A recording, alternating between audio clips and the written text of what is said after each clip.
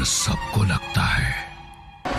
अंधेरे से भी काले शरीर और चांद जैसी चमकीली आंखें लिए एक अजीब सा दिखने वाला अज्ञात इंसान पूर्णिमा की रात को प्रिया के पीछे भाग रहा था। सहमी हुई प्रिया भागते हुए एक पेड़ के नीचे बैठ जाती है।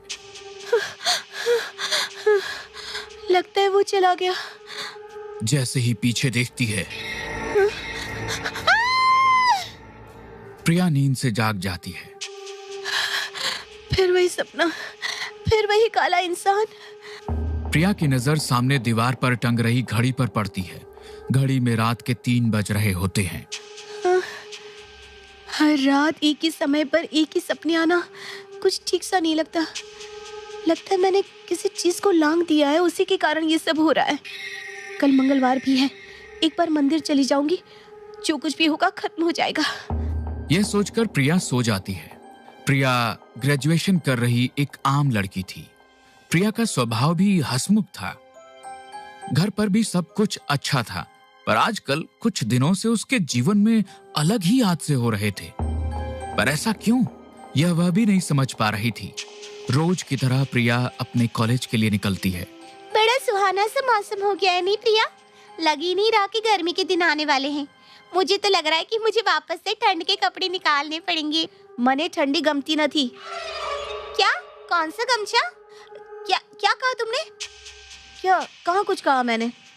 तेरे कान बज रहे हैं। चल कॉलेज चल। इस बात पर ध्यान न देती हुई प्रिया कॉलेज चली जाती है। पूरा दिन रोज की तरह ही गुजरता है। अपने कॉलेज का होमवर्क कर प्रिया सो जाती है। रात को प्रिया का भाई रोहन जब उसके कमरे के बाहर से गुजर रहा होता है तो उसे प्रिया के कमरे से उसकी आवाज आती है। ये प्रिया, हर रात गुजराती में किससे बात करती है? ये तो हमारी भाषा भी नहीं। मुझे तो लगा था 1-2 दिन में चीजें ठीक हो जाएंगी, पर नहीं। अब मैं और इग्नोर नहीं कर सकता। गुस्से में रोहन अपनी माँ के पास जाता है और अपनी माँ को उठाकर प्रिया के कमरे के बाहर लाकर खड़ा कर देता है। अरे बेटा, वो अपनी किसी सहेली से बात कर रही होगी। हर रात को 1:30 से 2:30 के बीच कौन सी बातें होती है मम्मी? और वो भी गुजराती में? प्रिया की कोई भी फ्रेंड गुजराती नहीं है। इसके पीछे अगर कोई लड़का निकला ना मम्मी, तो तुम्हारी बेटी की डिग्री पूरी नहीं होगी।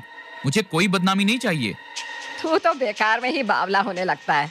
रुक जा, मुझे जरा देखने दे। दरवाजे के छेद से सीमा अंदर झांकती है और वह क्या देखती है कि उसकी बेटी अपने पैरों और हाथों के बल उल्टी होकर बिस्तर पर आधा सर्कल बनाकर कुछ बड़बड़ा रही है। सीमा चीखती हुई भागते हुए कमरे में जाती है। अपनी बहन को इस हालत में देखकर रोहन भी सहम जाता है, पर प्रिया को जरा भी फर्क नहीं पड़ता। वह उसी हालत में सीलिंग पर किसी चीज को देखती हुई लगातार दूसरी भाषा में बात कर रही थी। मने गुलाब कम तो न थी।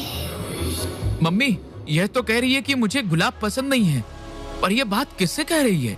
रोहन फौरन प्रिया के पास भागता है और उसे अपनी गोदी में उठा लेता है। प्रिया उसी वक्त बेहोश हो जाती है। अपनी बहन को इस हालत में देखकर रोहन बहुत घबरा जाता है। रात तो किसी तरह निकल जाती है। अगली सुबह रोहन अपने एक साइकेट्रिस्ट फ्रेंड को अपने घर बुलाता है। पर तुमने एक साइकेट्रिस्ट को क्यों बुलाया है भैया? मुझे क्या जरूरत थी साइकेट्रिस्ट की? मैं कोई पागल वागल थोड़ी ना हूँ।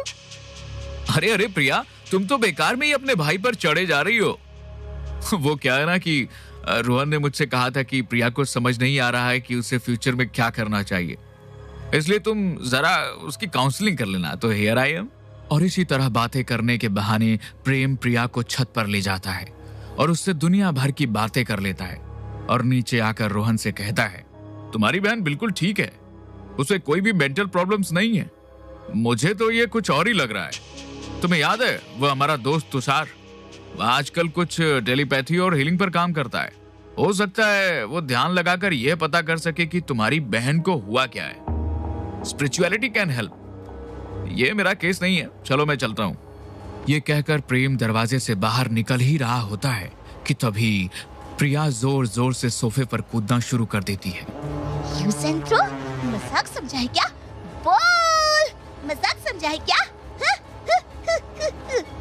ये कहकर प्रिया अपने दांत पीसती हुई जोर जोर से चीखने लगती है और वहीं पर पड़े एक चप्पल से अपने चेहरे पर मारना शुरू कर देती है। ये क्या कर रही हो बेटा तुम? ये क्या कर रही हो प्रिया? रुक जा। अरे रोहन, इसे देख, इसके सर से खून भी आने लगा है। प्रिया गुस्से में वहां खड़े सभी लोगों को गंदी गंदी बुरी गालियां देना शुरू कर देने लग जाती है। उसके शरीर में अचानक इतनी ताकत आ जाती है कि वह अपने नाखूनों से ही सोफे का कवर फाड़ देती है। प्रेम फौरन अपने बैग से बेहोशी का इंजेक्शन निकालकर प्रिया को लगाता है, जिससे प्रिया बेहोश हो जाती है। बेटा, वो प्रेम जिस लड़की के बारे में कह रहा था, उसे एक बार बुला ले। प्रिया की तबीयत तो बिगड़ती ही जा रही है। रोहन फौरन तुषार को फोन लगाता है और तुषार उसके घर में आ जाता है। घर में पहुंचते ही तुषार को कुछ अजीब सा महसूस होता है। मुझे प्रिया के रूम में ले चलो, मुझे देखना है कि वह किस एनर्जी में रह रही है। हो सकता है उसके कमरे में ही कोई नेगेटिव एनर्जी आ गई हो, या उसने कोई चीज खरीदी हो उसके जरिए। तुषार फौरन प्रिया के कमरे में जाता है और उसके कबोर्ड, ड्राइवर, बेडशीट, हर एक चीज को चेक करता है। जहां तुषार को अलमारी के अंदर बहुत सारी चिट्ठियां मिलती हैं। तुषार प्रिया का बेड हटाता है, जहां उसे बेड के नीचे फर्श पर काली शाही से बनाई एक पेंटिंग दिखती है। काला इंसान, चमकीली आंखें, कुछ तो है जो सही नहीं है। और प्रिया ये चिट्ठियां क्यों लिखती है और किसे? मुझे सब कुछ पता लगाना होगा और उसके लिए मुझे रिसर्च करने की बहुत जरूरत है। कमरे से बाहर आकर तुषार प्रेम से कहता है, प्रेम, मुझे कुछ चीजों पर रिसर्च करने की जरूरत है। तब तक तुम प्लीज प्रिया का ध्यान रखना। हो सकता है अभी उसकी हरकतों में अजीबोगरीब चेंज आए। और ऐसा होता भी है। 2 दिन बाद से ही जींस टॉप पहनने वाली प्रिया सूट पहनने लग जाती है, माथे पर बिंदी लगाना शुरू कर देती है। उसके बोलचाल का लहजा भी इतना बदल जाता है कि पहचानना भी मुश्किल हो जाता है कि ये वही लड़की है। यहाँ तुषार एक एक चीज पर पूरी तरह जांच कर रहा था। जहां ध्यान में बैठे हुए उसे वह भी काला साया दिखाई देता है जो इतने दिनों से प्रिया को दिख रहा था। मैं प्रिया नहीं जो तुम्हारा असली रूप देखकर नींद से जाग जाऊं। मैं ध्यान में हूं, मुझे ले चलो वहां जहां सच्चाई है। और उस काले इंसान के पीछे जाकर तुषार सब कुछ देख लेता है। 1 हफ्ते बाद तुषार वापस लौटता है। रोहन, मिताली कौन थी? मिताली? मुझे तो नहीं पता। मम्मी, क्या बोल रहे हो तुषार तुम? मिताली के पीछे एक साया को छोड़ा था ना तुमने, ताकि वो तुम्हारे प्यार में मदहोश हो जाए। और उस जादू के कारण मिताली पागल खाने तक पहुंच गई। अपनी ओर खींचने के लिए तुमने उसे पूरी तरह पागल कर दिया। उस साय को तो घर चाहिए था, शिकार चाहिए था। तुम्हारी प्रेमिका ना सही तो तुम्हारी बहन सही। कोई मुझे बताएगा कि ये सब क्या हो रहा है? कौन है मिताली? कौन सा काला साया? तभी प्रिया ट्रे में चाय लेकर आती है। उसे देखते ही सब चुप हो जाते हैं। सीमा चाय का कप उठाने ही जाती है कि तभी प्रिया कहती है, ना ना ना ना, ये रोहन के लिए है। रोहन को चाय देकर प्रिया अंदर चली जाती है। चाय पीते पीते रोहन शुरू करता है अपनी दास्तां। मिताली मेडिकल की स्टूडेंट थी, मेरे कॉलेज की पहली लड़की जिसने मुझे भाव नहीं दिया। पर मुझे तो मिताली चाहिए थी। मैंने उसे प्रपोज कर दिया, पर उसने मेरी कंप्लेन लगा दी। फिर मैंने दूसरा रास्ता अपनाया, दोस्ती की उससे, पर फिर भी वो नहीं मानी। जैसे आजकल प्रिया बातें करती है उसी तरह बोलती थी मिताली भी। पर उसे पाने की चाह में मैंने उस पर जादू करवा दिया। एक काला साया उसके पीछे छोड़ दिया। ऐसा वैसा नहीं, इतना ताकतवर वो अपने काम को कभी अधूरा नहीं छोड़ता। पर न जाने क्या हुआ, मिताली मेरे पास आई ही नहीं। वह काला साया न जाने कैसे इस बार अपना काम नहीं कर सका था। मिताली शहर छोड़कर चली गई और कुछ दिनों बाद उसका नंबर भी बंद हो गया। शायद तुम्हारी बुरे कर्मों का नतीजा है जो तुम्हारी बहन के साथ ये सब हो रहा है। मिताली मर गई और प्रिया के शरीर को उसने अपना घर बना लिया और साया मिताली के पीछे प्रिया तक आ गया है। मिताली को तुमसे बदला लेना है तो वह प्रिया को कुछ नुकसान नहीं पहुंचाएगी, पर वह साया प्रिया को मार देगा। तूने किसी की बेटी का जीवन बर्बाद किया बेटा, तो आज तेरी बहन की जिंदगी बर्बाद होने को आ गई। तो अब कोई रास्ता नहीं?